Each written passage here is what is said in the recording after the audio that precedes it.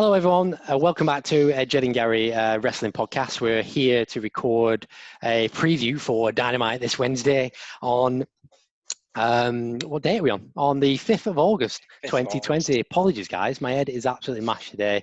Bit of an unusual day at work.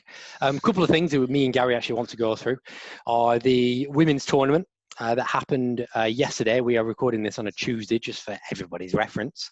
Had two matches on there. We want to go through BTE's one little segment that we just want to mention, then a few things on Dynamite that's going to be very interesting. So, Gary, what do you think of the, I would say, deadly draw, that's what they called it, for the women's tag team tournament on Monday? Yeah, again, apart from it being on YouTube, which is, again, a major disappointment, it's not even part of Dark, so the branding to me sets it out. It is separated, which puts it in a corner, but at the same point, we'll forget about that. We'll take it for what it is. That 30 minutes worth of wrestling, perfect for a lunchtime visit for both me and you. And I figured, yeah, it was acceptable 30 minutes. Flew by while I was watching it, to be honest with you. I enjoyed it, a bit sloppy in places, but definitely it needs more promotion, definitely. But I am enjoying the sort of tournament as a whole. I'm getting where it's going. Yeah, it's a fine 30 minutes to pass time if you're ever bored and go and watch it. And I think that's the sad side about it. It's passable, and it's the good word that you used before. It was acceptable. So yeah, it's acceptable wrestling that's on YouTube. I generally don't think it's something that was worth the time for Dynamite. And again, that contradicts everything I said last week on the podcast in relation to women's wrestling. However, it still should have been promoted to Dark, and I still think it should have been.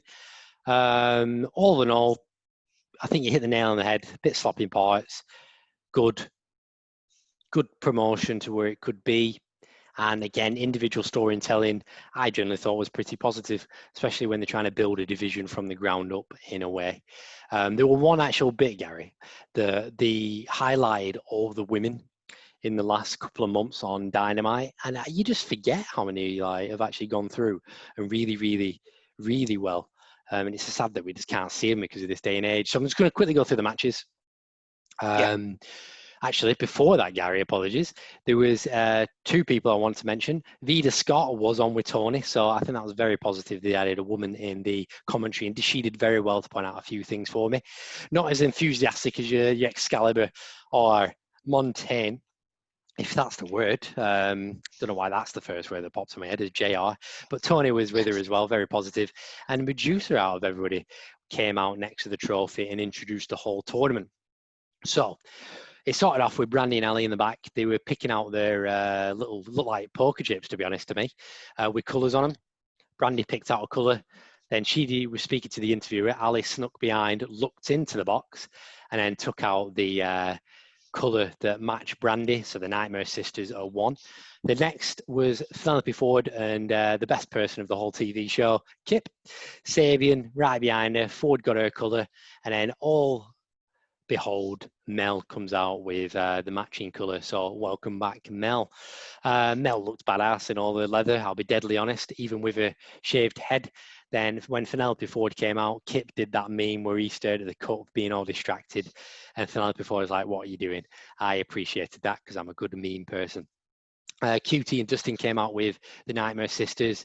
The match was just as usual. The story that they were telling was Mel was getting back at Brandy for all the Nightmare Collective stuff, which she didn't actually mention by name. Vida just pointed out because of her lack of hair. Mel's got a vendetta against Brandy, which did pop me slightly. So near the end, Mel bombs Brandy. Count 1, 2, 3, but the referee wasn't watching. Ali. Ali constantly used her heel tactics, raked the eyes of Mel near the end. Brandy speared Mel for the 1, 2, 3. All in all, Gary, match was relatively okay, but the key word is skippable, to be honest. Yeah, absolutely. But at the same point, I do have to say congratulations to the women that took part. 100%. I enjoyed the antics of Ali during this match. Yeah, I also enjoyed the stare down that they had between QT Marshall, who's back after his COVID scare, and also Kip Sabian. Sorry, The I Kip scare. actually found that was well. In all fairness, he did end up looking scared of him, so I was like 5 words ahead with what I was saying. Just got completely muddled. You know what I'm like, Jed. It's okay. I I'm hope not really everyone good out one for there in words. YouTube world is well enjoying this. My downfall has already begun, and we're 5 episodes in. You know what I'm like? I slur when I'm speaking sometimes. My brain goes full speed ahead without actually saying words, and then some words just don't come out properly. And then when I'm reading some words, it's like I'm just blind and I just can't see it. So I take a guess, and then yourself or somebody else usually corrects me. So don't worry about me, guys. Yes, I'm in my 20s. I should be able to read properly, but my mind just doesn't want it. Yeah, it's one of them really, really strange phenomena that we both suffer from, to be fair, Jed. But anyway, so the stare down between QT Marshall and Kip Sabian. There we go, got it this time. Right?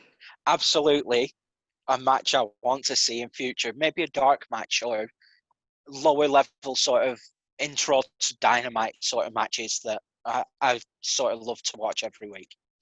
Yeah, it is. It is. And I thought Kip did really, really well with his out of the ring antics as well. And that's one of the things that I love about Penelope Ford and Kip, because they gel well together in other matches, the other horse matches as well. So when Kip's having a match, I like Penelope Ford on the edge of the ring because they gel really, really well together, and you can just see it. Very positive. Out of 10, Gary, what would you rate that match? For what it was, an internet match, it was probably about a 6. If it was on Dynamite, it'd probably be a 3.5 to a 4. It was slightly below average for a TV match, but because it was just on the internet, it was perfectly passable. Definitely not offensive to watch. It wasn't a Jenna Maraska TNA sort of deal with Charmel, but it was decent. It was decent. I'm not complaining about the time that I spent watching it. Let's put it that way. Fair enough. I'll give you that. I think 6 out of 10 for an internet match. 3 for a Dynamite match. And then they did some promotions for Brandy's heels and for All Out coming out in the first week of September, which is good. They're pushing their own promotions on their own shows. Always find that positive. So the next match was Nyla Rose and Ariane Andrews versus Anna Jay, who picked out the colour with Tay Conti, which when she actually walked out, she looked really, really peeved off. Like someone's like just thrown a banana at her, really something really ridiculous for the match. Banana is probably a bad term. I'll just say like a can of beans because people might deem that as racist. I didn't mean it in that way at all.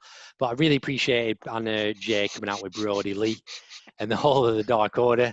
And then Vida again, she actually reassured us all with Ariane that she's not competed for quite a while, but has completed a hell of a lot of training. So they did acknowledge a few people's online complaints with, well, not on complaints, observations that Ariane's not wrestled for 4 years since 2016. Just appreciate they acknowledged it, really. Started off, Anna Jay refused handshake with Ariane. Ariane slaps her in the face. The match goes on. I generally thought Nyla Rose was going to beast mode and destroy him. However, when I realised that Anna Jay and Tay Conti were wearing the same sort of uniforms, that black and grey silvery stuff, I don't know why, I just had that feeling that it wasn't going to be the bog standard match. So Nyla Rose didn't tag in the very beginning. Then they started going on Nyla Rose when she did tag in, going after her knee. Nyla was very selling her knee a hell of a lot. And Anna Jay gets the win eventually off Ariane. So 1, 2, 3. Then Nyla's a bit peeved. She takes Ariane at the very end, and Tay hugs her mid-ring Ariane because she's sad that she got beat up by the native beast. Not as good as the first match. Not as strong, I would say, either. Not much I could say with it. This was the more sloppy one, but you said this before, Gary, before we started speaking, that Ariane actually looked very positive in her in-ring performance. Yeah, I actually thought that she was better now as Ariane than what she was in WWE. as Cameron. Yeah, fair enough. When you're performing on main event, maybe you're not giving 100% every week. But yeah, I did appreciate the fact that she'd seemed to turn up with at least a little bit of ring rust taken away from her, because she's definitely done a few bits in the ring with maybe even her sister or some other wrestler somewhere, just to get her back into ring shape for this match. And I actually appreciated that hard work that she put in there.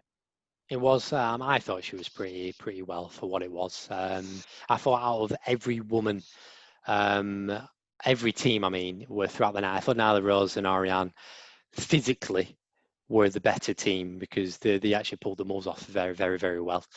All in all, it's just a bit too sloppy. That's all I can say about this match. And this is where you definitely say this wasn't a Dynamite match. This was a dark type of match. But nevertheless, overall, pretty good. Again, skippable, but it doesn't really matter because they've done it on a separate TV show anyway. If you do, please, everybody, if you haven't watched it, just go and watch it. It's good for a good half an hour. That's all I can say. Good little intervene break. You can probably do stuff while you're listening to it if you really wanted to. Out of 10 for me, this one will get a 5. If it was on Dynamite, probably a 2. Yeah, I'd probably agree with that. Although, like I said, what part of it was that I expected Nyla to be this beast during the entire tournament. And I think part of my upset was the fact that she ended up injured halfway through the first match. Yeah. And I think that sort of took the wind out of the sails of the entire tournament for me. So hopefully next week there's something to keep me entertained and keep going. And that's sometimes the bad things about doing predictions and reviews, well, previews of things, Gary, that you add that mindset and that expectation of something happening. And when it doesn't happen, because you've put your full heart into it, it just sags a little bit. But I get that all the time with certain matches. And it's think about dream booking when you just want a certain scenario to play out and it doesn't happen. There was only one match this year. Actually, no, there's quite a few. I'm just going to scrap what I've just said because that's going to contradict me in the future. Never mind. So I ended the TV show with Brandy doing a mini promo saying she was the big star in that match. She was doing a lot of it. She's got her first action figure and even Ali doesn't have it. And Ali interrupts saying, no, she did pretty well in the match as well. So it's weird that Brandy took a bit of a heel promo at the end of this, which was quite interesting. Don't want to go much into it because these promos weren't too important. The second promo was Anna Jay and Tay. Basically trying to ask her about the Dark Order, and she just moves it along. Then suddenly the show finishes, which I found very weird. They didn't promote Dynamite this week or Dark.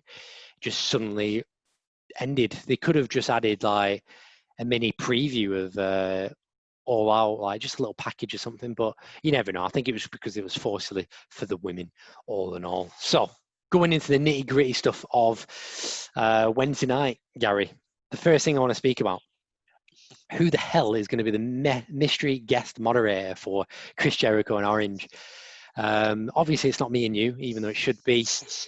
The next best thing is going to be? Eric Bischoff. Why? Because who's better than Eric Bischoff to scare Vince McMahon? Jake Hader. And yeah, you could just get Glenn Gilberti, Disco Inferno from WCW out there, but I don't think that's quite going to put the heebie-jeebies up him. I don't think that NXT is going to worry too much about someone like Gilbert showing up on AEW. No, definitely not. Or Hornswoggle even, or... Yeah, so in all fairness, I think that it's got to be a name that we all recognise and someone that is effective when it comes to maybe making Vince McMahon sort of fear NXT's sort of spiral of the last few weeks getting worse. Yeah, I totally get you. And this is where I mentioned something to you when you were on about the Raw Underground. There were certain bits of Raw that, again, I didn't watch it all. I watched highlights and listened to a few other different podcasts that we may reference in the future. listening to them about Raw, because I don't watch it as much. But when I do, I mostly watch like an hour condensed version of it, or I fast forward it in ×3. There were certain elements that it was like Eric Bischoff's baby that they portrayed throughout Raw, and I think it's because they know that he may be showing up. Yeah. And again, this is where that expectation thing comes on with them, that woman's wrestling. If he doesn't show up now, I'm going to be thoroughly disappointed unless they can bring someone else better like The Rock. But never mind that. That's way in dreamland. However, if he does come out, it's going to be perfect. And do you think he's going to relay more on Chris doing the speaking, or do you think it's just going to be them two doing the speaking and Orange just looking at them through the shades, slowly taking the shades off, and then I think slowly swinging for Chris? the interaction between Bischoff and Jericho, right, as Orange is slowly there, just with the glasses, just slowly taking them off, folding them up and looking at them without actually doing anything, just making them more and more angry, is just, yes, that is something I want to see on my TV this week. And 100%, it would be brilliant. It would. I really do want now for the mystery guest moderator, whoever it is, if it's not Eric, if it's not anybody else. I can't think of anybody else's names ever since we discussed this previously. So this is why we're not going too much in detail with other people. But I really want them both to get angry, Chris Jericho and whoever the moderator is, at Orange not speaking, because it would just be funny. It would just be comedy gold, and that's what that segment's all about. So from absolutely funny to absolutely class wrestling, we've got the Elite and FTR versus the Dark Order. So this is what I said from last week. They're trying to go for a world record, 4v4, 5v5 to a 6v6 match. Wow, they're going to do a 30,000 versus 30,000 stadium stampede in 5 years' time, or a cruise ship versus cruise ship match. Hey, but nevertheless, let's be fair here, Jed, right? Both of us would pay decent money to be a part of that 30,000 versus 30,000 match. Oh, we really They wouldn't even have to pay us. I'd definitely pay towards that. I'd be in the crowd, right? Happily hear the klaxon go off onto the pitch. I would take Nakamura's stupid thing. Is it Nakamura is his name? That wears the pants on his hand. Yeah. I would take his pants to be on that show. I'll take that spot off anybody in the crowd just for the sake of that. But all in all, it's going to be an interesting story they're going to tell. We discussed this earlier, that it's unusual how they could play it off, because it's all about that ending. Yes, they're going to tell us 1,001 stories in the match, because you got the Colt Brody Lee relationship going on. You've got the Dark Order getting stressed out by Brody Lee through the BTE sort of stuff. The good thing is they might even have a comedy segments into it because of all the BTE, but that I think they're going to save later on in relation to another Dark Order match. However, it's all about who's going to be the star of the match and who's going to win and take the pin. For me, I generally want, I don't know if he will be, I'd want him to be, want Stu Grayson to be the man, to be the star, not to take the pin, not to win, not to lose, to be the absolute best wrestler there, because he will be an ultimate single star in the future. He's brilliant in a tag team, but as a single wrestler, he'll be phenomenal with Evil Uno doing all this talking for him. Nevertheless, I want him to star. And I know who yours is going to be, though, Gary, but I want you to explain to our viewers why. Okay, yeah. So when you were talking about comedy spots that were probably being held for later in the show or later in AEW as a whole, all I could think of was, but Evil Uno and Brody Lee are both in this match. It's screaming out at you, especially with Colt Cabana being there as well. But to me, Evil Uno is going to be the star of this match, because expectation versus reality is a thing. Nobody's expecting anything from him, and he's going to be part of the best spot of the entire match. And I don't know what it is, but it's going to make me laugh. It's going to be Kenny Omega taking him to the announce table and throwing JR's papers onto him. Hey, maybe he'll just get a bottle of chocolate milk and just throw that at him. Either way, I'm more than happy with it. I really am. I just think there's so much you can do with Evil Uno now Yeah. as a comic character that it's just the sky's the limit for that version of Evil Uno. It's good how he's developed, to be honest, because when he was from the beginning with that scary pervert, the gimmick he had that the crowd giving when he first showed up with Yes. all the creepers, to where he is now is phenomenal. And I genuinely think it's because of Brody Lee, because that bigger boss level's shown up, hasn't it? So it's like a video game. You start off with the lower end jobbers, and then you go to the mini boss before you fight the big boss, and that's where Uno is, because he's that right hand man to Brody Lee as such, like the recruiter. I think that's what they call him. Because he's moved to that, he has the license to be that comedy wrestler, which is much appreciated, to be honest, because I think them two as a tag team will be very, very good as a face. And I think we mentioned this in our review last week in the future, but I want them two to be the stars of the shows, because eventually they're going to do well. They're going to do very well in AEW. They just unfortunately had the bumpier start to the careers. But the question I've got, Gary, before we move on to the next match is who's going to win, who's taking the pin, and who's winning the match? Right, so taking the pin, I will probably just say it's either going to be 5 or 10. And who's going to win, as in get the pin? Yeah. I definitely think that's probably Hangman Adam Page. Yes, I really want it to be. Yeah. Because again, because in an odd way, he's the censorship of all this story at the moment. Yeah. Because he interlinks all three groups in his own individual way, whilst Omega is interlinking with Hangman Page, then with the Bucks, not directly with FTR, but in subconsciously other ways. But he's the stronger one of such. We came up with a great suggestions previously that FTR may even dominate the end bit of the match to purposely call Hangman in to get the pin, to actually pin the person for the Yeah. win, because it just adds that extra bit of fuel and a bit of question marks for Omega. And it's just the story. It's so rich, and we can't go into every single detail because we'll be here forever with this sort of match. But all in all, it's going to be phenomenal, that one. Yeah, definitely. I think by the end of it, I actually would put my chips on this being match of the night for me. We're going to go I know into it you've got a later. different opinion for that, Yeah, but yeah. I definitely think that it would be this 6 versus 6, because it's something that AEW seem to be doing really well lately. Is the multi-men match. Minus the one last week. Well, yeah, obviously, but there's going to be an exception to a rule, isn't there? Correct. I think you hit the nail on the head if you added only one bit into it. The multi-man matches with the Young Bucks in them. Yeah, obviously, because they're the ones that'll plan out the matches strategically beforehand as well, aren't Yeah, they? yeah. They'd be mental.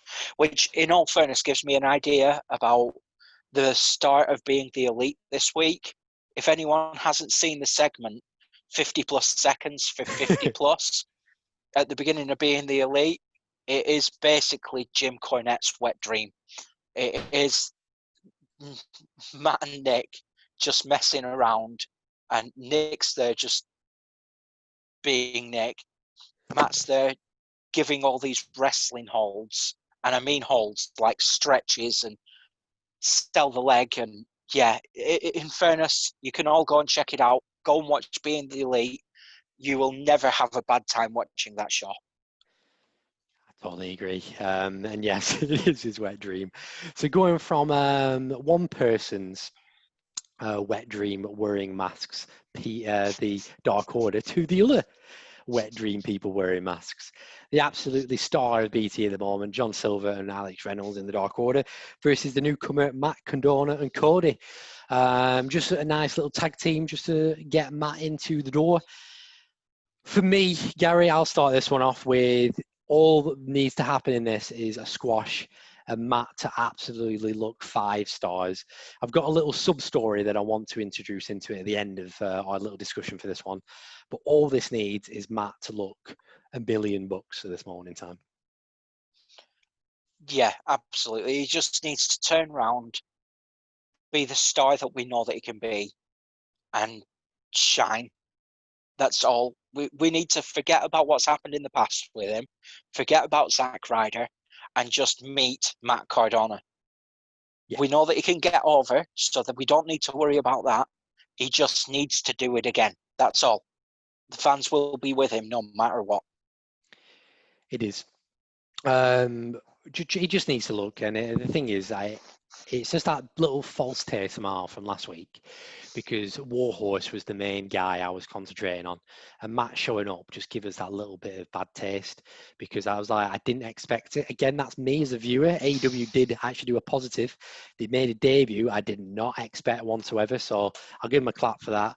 But it was just a bad time for that match. I think they could have done it in a different point of view. All in all, they're setting up their own TV show, obviously, but setting their own storylines with the Dark Order on this route as well, and giving Alex and John the much needed time, and I think deserved time, because they are a decent setting. They just haven't wrestled as much either. I generally think they're going to get battered. And I just find it a bit interesting that Arn's there still, and I want Arn to have a little eyebrow raised to Matt, thinking, "Ooh, this kid's good as well." Just as an interesting side dish, because you never know. An extremely outlandish prediction: Cody may stay face, and Matt may be part of the Four Horsemen in the future. I'm just throwing that out there as an extreme prediction, but you know. Yeah, genuinely, I'd never thought of Arn being out there during this match, which is strange, but it does mean that the focus is all on Matt Cardona, which is where Yeah. I want it to be for tomorrow night, to be honest with you. It is, and that's the main reason. So going from an absolute star on the mic, Cody, to another person that is absolutely dreadful on the mic, MJF. So he's got no doubt on his championship, on his campaign for the championship. I'm liking the use of the word campaign, so they're using his mini gimmick at the moment with the presidential side of it, with Wardlow being his Secret Service. I love that picture. If it's on screen now, just look at him. He just looks like an absolute tank. You just wanted him to be in House of Cards next to Kevin Spacey. Would have been phenomenal. Never mind. MJF, he's just going to speak a couple here. Bog standard MJF promo, I guess. But you've got a good twist on this, Gary, which I did find interesting last week when you mentioned it slightly. And I know you want to go in a bit more detail, but just for my reference is, I totally agree with you. And I found it a bit unusual last week that they used very, very fake crowd noises. Not the fact that they used audio for fake. You can tell Tony was told the crowd pre-hand what they needed to do when MGF came last week, because he got heavily booed throughout. And I generally think that wouldn't have continued. Please tell us why, Gary. No, absolutely. I think the first 2 minutes of that promo, where he's kissing fake babies and he's talking down to the woman that was helping him out in the ring, all that sort of stuff. Yeah, that's heel 101. That is douchebag 101, to be fair. And that is MJF's character. That is what it was. That is what it will be going forward.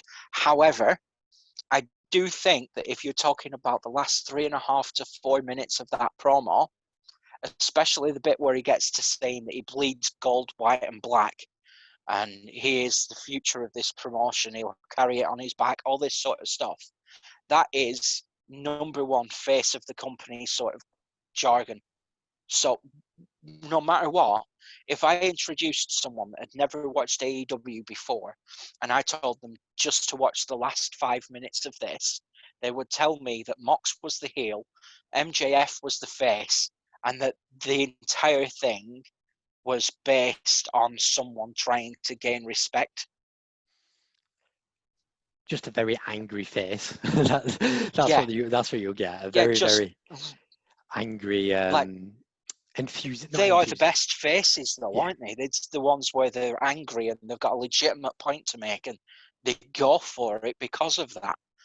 That, to me, was the most face promo I've heard in years, and it came from the number one heel in the company. And I'm just a bit confused about that. It is, and this is where I think 50% of the fans at the moment might actually want MJF to win. They might actually root for him. So again, without the crowd, the actual people in the crowds was mentioned this many, many times until the situation's resolved. But without many, many people in the crowds, we can't confirm that.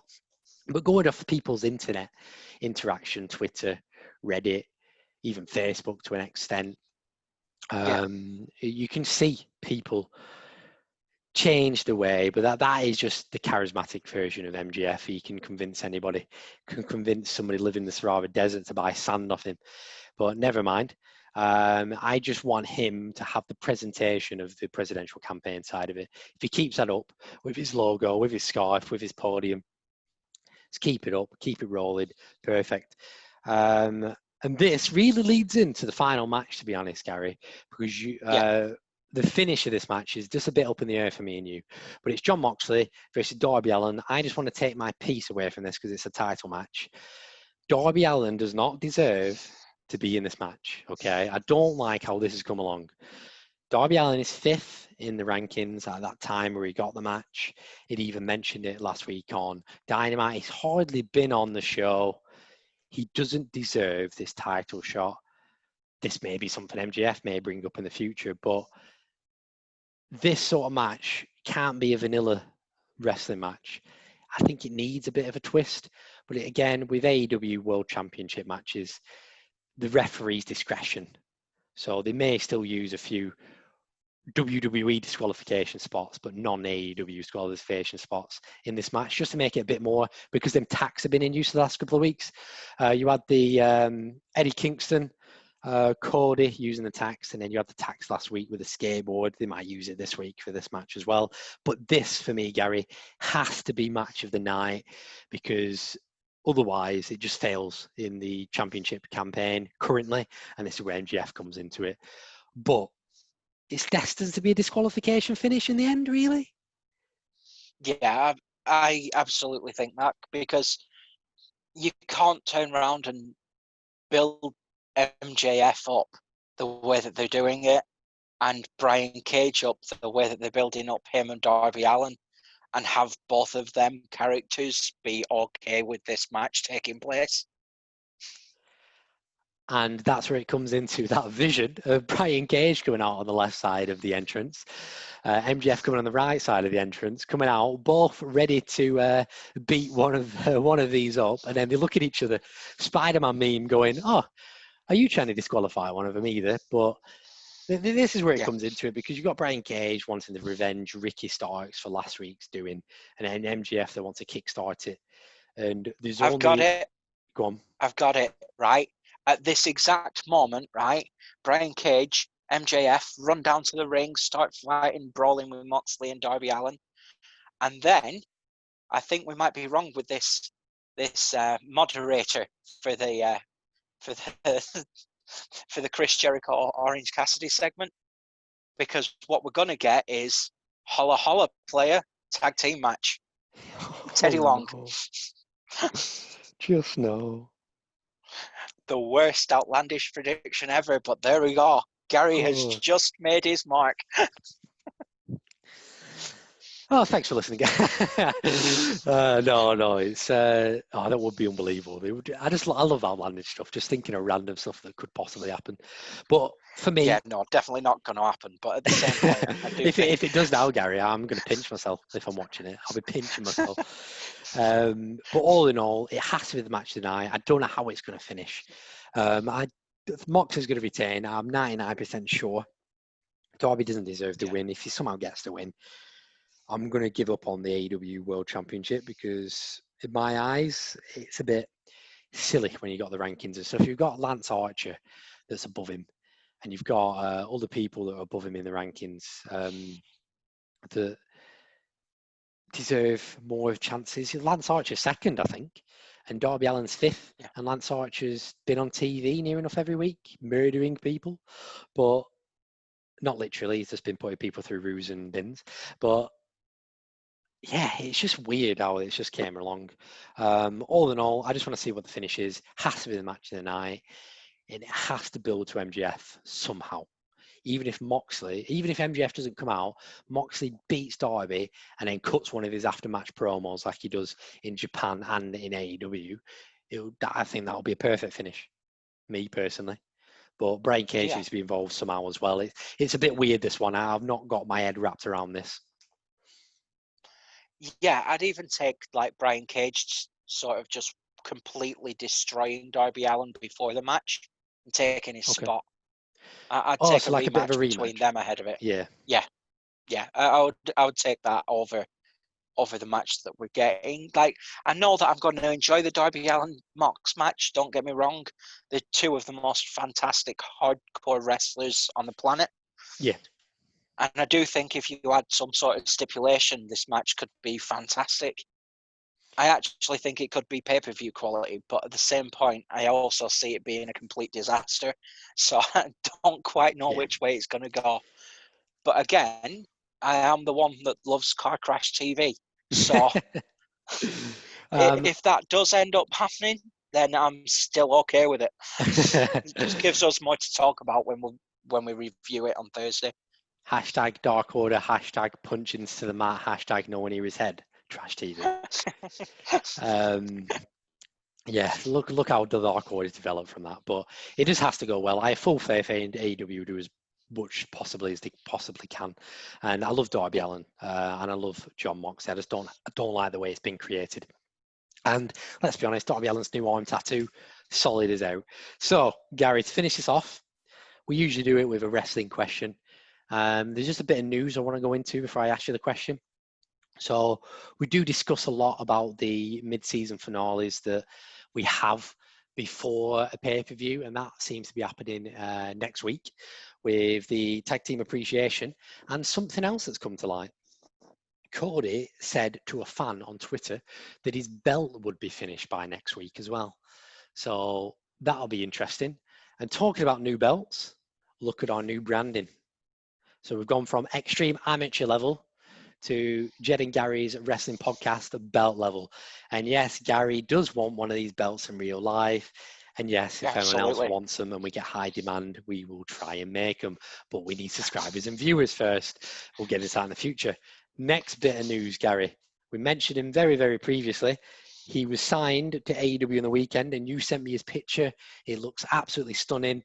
And after the John Moxley and MJF stuff has blown over, I want him and MJF to cut a promo. And yes, it is Eddie Kingston. I think very well deserved, to be honest. His match with Cody was phenomenal. His promo was phenomenal, and he is phenomenal. Yeah, he definitely worked his way into that contract, didn't he? He did. I love the guy, and I can't wait to see what he's done. Even a John Moxley and him promo is top notch as well. So, to be honest, a John Moxley and him match would be right up my street. See, I did mention him with John Moxley in another lights out match would be top. Yeah, I agree. Just take my money, make it a pay-per-view match. Take my money. It's like if John Moxley ever loses his championship because somebody interfered or somebody did something really ridiculously silly, and he goes like unhinged, that word again. If he goes unhinged, they could that lights out match is basically John Moxley's like match. It should be his, but Eddie Kingston should take it over because it'll be top. So last question for you, Gary. Bit of a question, bit of news again. And it's AEW related. So now AEW are rescheduling 3 programs. Yes, you've heard that right. So just to give everyone some reference, Wednesday the 19th of August, they're rescheduling episode to Saturday the 22nd of August. The reason for it is because the NBA, TNT do have a contract with NBA. They are more priority. I don't want to tell you times or when they are. Please research that yourself because me and Gary are English. It's miles different to what it is in the US and other countries time-wise when it's scheduled. Wednesday the 26th of August will be aired on Thursday the 27th, and Wednesday the 16th of September will be aired on Thursday the 17th of September. They're in a war, Gary, with NXT and WWE with ratings. How's this going to affect it? I think that they're going to probably end up losing a fair portion of the audience, if I'm being honest with you. Permanently? Not permanently, but it's risky, especially when you're leaving that Wednesday night wrestling spot open to NXT. That being said, NXT would be going up against the NBA playoffs, So I think there is a trade-off there as well. Yeah. And what I'm actually hoping is that it doesn't go WCW Nitro on a Tuesday level of absolute disaster whenever there was a public holiday or a sporting event that had to be moved. Yeah. And it just completely trashing the rating for the week, because that's just demoralising. And I just want to see the company go from sort of strength to strength, especially over the last few weeks where that rating has started building back up to where it was previously. Yeah, getting to the end of last year previously, Yeah. So hopefully it doesn't affect the momentum too much, because that is the most important thing for them. But again, I understand why TNT would put the NBA playoffs on ahead of AEW, even if it is just for 3 weeks in the year. It is. Just, And again, because of all the pandemic and stuff, even if there wasn't pandemic, they might still be doing it, but you never know. They might have just had to push it. And when All Elite signed, I bet, All Elite signed, I bet they knew this possibly could happen. But it's all about promoting. I'm very, very confident AEW heavily promote their stuff. They just need to do it now, because it's not short notice, but it's in a couple of weeks, and it's after that mid-season finale. So you never know. They might not even do a heavy card for that Saturday, but if they do a heavy card for them Thursdays, I think it'll be very, very positive.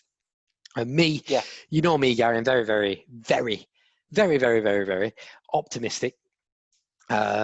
If they take the same numbers as they do on a Wednesday and take them into a different day, to me, that's a win, because I generally think people on Wednesday will drop off naturally, but they might gain a few people. They might even gain people that watch NXT, and they move over to the Thursday or that Saturday viewing to watch the AEW. They might actually, if they keep that number, that means they've gained some numbers. I can't see everybody moving over from Wednesday to Thursday, obviously, but you might get some new viewers on different days. You never know.